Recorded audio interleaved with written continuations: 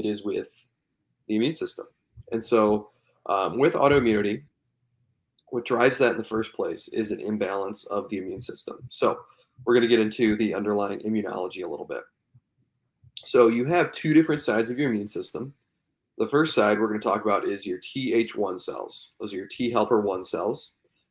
They are geared towards fighting off infections. Like if you have some sort of cold, you cut your finger and you get some sort of bacterial infection, things like that. You should ramp up TH1s to fight off that infection, and then it should normalize and come back down to normal. Opposite to that, you have they're called TH2 cells.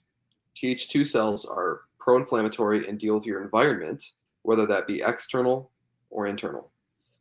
So external meaning you have to deal with things like mold, metals, environmental toxins like pesticides, things like that, parasites, histamine issues, things like that, as well as your internal environment, meaning the gut, the bladder, the sinuses, anything that can make way in there to where you're not mounting a normal immune response to fight that off, and you're not getting sick to fight that off.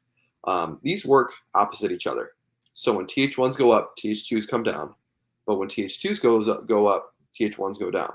And so this is actually the state with which autoimmunity is upregulated. So TH2s are high, TH1s are low, and you get stuck in this state because you have so many things that you're reacting to that are pro-inflammatory in the immune system, driving inflammation through the roof. But then very often you also have blood sugar issues and other stressors that are supplying stress hormones that push TH1s down. And you have this vicious cycle of inflammation from all these things in the TH2 side, perpetuating a stress response, and then the stress making you more susceptible to these inflammatory things, and so on and so forth. And so it's this vicious cycle, and how do we break it?